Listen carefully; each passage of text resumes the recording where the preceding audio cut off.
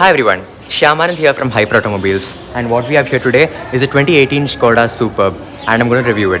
So before we get on to the review, please don't forget to subscribe to our channel because we have loads of interesting content coming and you'll be notified whenever we make a new upload. And just so that you know, the Superb is really superb in the value that it offers to the customers. So stick with me throughout the video and you'll know why.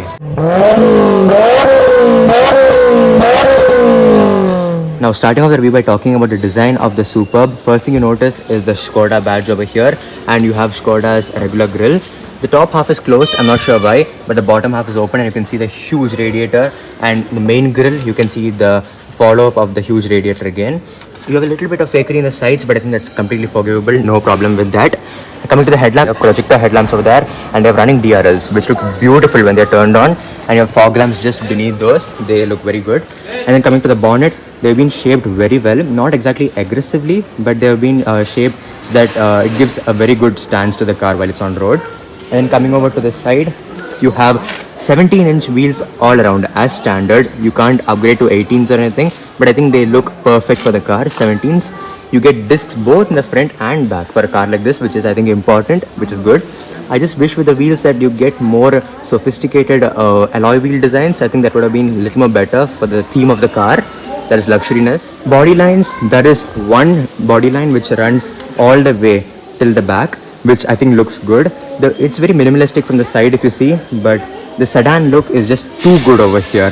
Just too good. You have a shark fin antenna and you have a sunroof. The window area is huge, to be honest. Huge. And again, because it wants to indicate that it's a luxury car, you have chrome surrounds for the windows. You have body colored mirrors and body colored door handles, which I think is fine. Now coming to the rear of the Superb, first thing you notice are the tail lamps. The tail lamps, just like the headlamps, they're beautiful when they're turned on.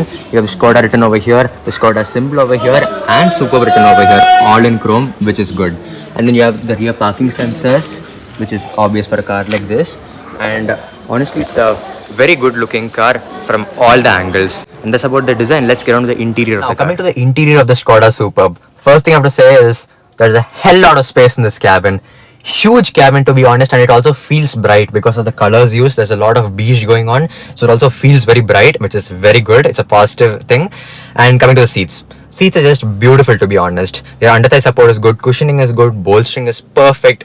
It's just a lovely place to be in. It has steering motor controls and gloss black around it, which I think adds to the aesthetic finish, which is beautiful. The steering motor controls, as I said, to control the infotainment system, etc. And then you have the stocks for the wipers and stocks for the lights over here. I'm kind of surprised that in a car like this, you get analog speedometer and tachometer. However, you get a digital display over here in the middle to display some information like the trip meter, etc. And coming out to the general layout of the dash, what do we think of it? I think that it looks beautiful. Just adds to the aesthetic looks of the car. And you have the black and beige thing going on again, just like many other cars. And you have this metallic kind of finish going on in the middle, just to separate the black and beige. Very unique. You have the infotainment system over here, completely touch. I like it. And then just beneath that, what I also like is the implementation of physical buttons for the climate controls. Now that is something that's very crucial to me, and I think they've done it very well. And the gloss black treatment is just too good when it's outlined by this beige in both sides. Beautiful it looks. And coming over here, you get a 6-speed manual transmission. So yes, it's not a DSG. This is a 6-speed manual transmission. Now coming to the storage in the front, you have a glove box with soft open. That looks beautiful. And you have felt lining inside. Oh my god, that feels so luxurious. Now, so the glove box isn't that huge, to be honest. It's not that deep also, but it does feel very luxurious. And you have a light over there, which is good. And then coming to the door bins are huge in the front. You can fit easily a 750 ml or 1 liter bottle, and the door bins are also filled with inner lining of felt. That is so luxurious. You have power windows obviously, and you have chrome door handles. Coming to the center console, again a lot of storage over here. You see this piano black or gloss treatment, whatever you want to call it. You have a 12-volt socket and a USB port and some place to keep your bills. And coming to more storage, you pull this over here and you have 2 more cup holders and a small third one, which I think is great. Coming to the center armrest, it's foldable, yes, and you have a lot of storage underneath this, which I think is great. Coming over here, you have a vanity mirror plus a light for the co-passenger, and then for the driver, two reading lights over here, which is great. Now coming to the infotainment system of the Superb, you have a lot of these options over here. For example, radio, media, navigation, traffic, telephone, vehicle, etc, etc. And for example, let's go to navigation. We'll see if it's going to be laggy or not. So yes, navigation is laggy, but it's good that you get navigation as standard. And many manufacturers just refuse to work on navigation system. It's just too laggy in a lot of cars. But I think that's fine. But the others, they should be, yeah, it's pretty fluent if you see the others. And it's good. I'd like to finish off the front seats by showing the sunroof. So the sunroof, I've opened the blind over here. It's a manual blind. And then to open the glass, you just have to pull this over here. And then, yeah. What you get here is an electric sunroof. I would have really been happy with if it was a panoramic sunroof. For this kind of car, a panoramic sunroof would have been great. But I think electric is also fine. Just too small for this car, I feel. Let's get on with the rear seats now. Now coming to the rear seats of the Superb, this is where the Superb excels the most, and that is space. The amount of space that this car offers is just crazy. Have a look at this. I have loads of headroom, loads of knee room and loads of legroom. And knee room and legroom are just, I don't know, too much for me, I guess. This will be something that you'll find in maybe an S-Class long wheelbase or something. Too good over here, just too good. And then can we fit a third person over here? As you can see, the hump is huge. It's a drawback to all the space you have. The hump is huge, but can we fit a third person? Third person, honestly, yeah, headroom's a little bit tight for me than I was here. And then knee room is just great as usual, and yeah, legroom's also great. So people under 6 foot, I think they can manage in the middle seat, no problem for them. But I think children will be more comfortable over here than adults. Adults will be loving the space that these seats have in the rear. And then coming to the seats themselves, they are beautifully made, just like the ones in the front. Their cushioning is too good. Under thigh support is beautiful, and you also have this cushion over here, which restricts you from rubbing your elbow on plastic. The quality, I have to say, just extends to the rear seats also. Beautiful. You have a lot of soft touch materials, chrome over here, the door handles, power windows, and again you have the door bins filled with felt, which is beautiful to be honest.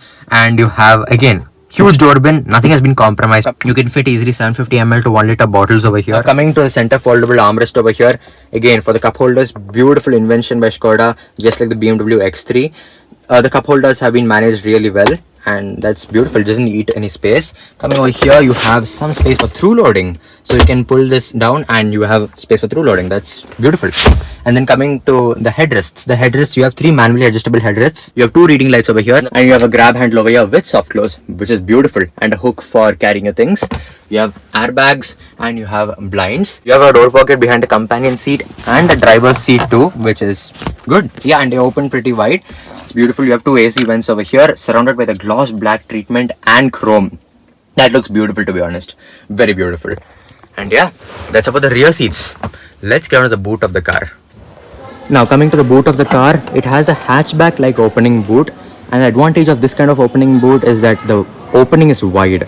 It's huge, the opening, as you can see. You have parcel tray over here. You have all inner lining with felt. You have a 12-volt socket over here with some hooks, which is nice. Same thing over here with hooks. No 12-volt socket over here. You can see that I've folded the rear seats. The rear seats, they just don't go flat down, and I can understand that because it's a sedan and not an SUV, so it's completely forgivable. But now what you have here is, to be honest, it's huge. In person, you have 625 liters of boot space. And believe me, 625 liters is just a lot. That too for a sedan, it is just crazy. It's such a crazy amount. And the loading lip is, to be honest, a little bit high. That's my only concern with it. You can see that the bumper bulges out quite a bit, and it can be a little tough to load your things in. But once it's in, 625 liters, that's a lot.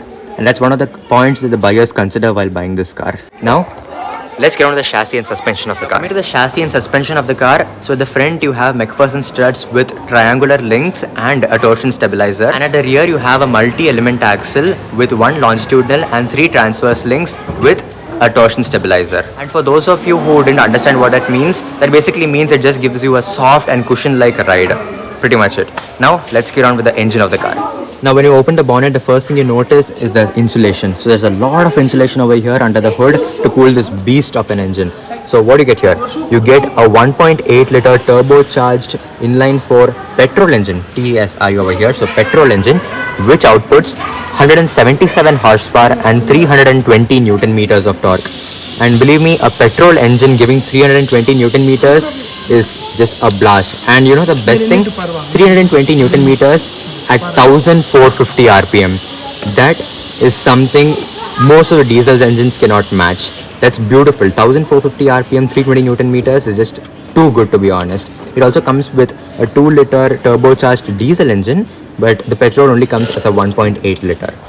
That's about the engine. Let's get on to the final verdict of the car. Coming to the final verdict of the car, what do I think of the 2018 Skoda Superb? So it's pretty simple, I think, if you know by now. It's for the buyers who want the back seat.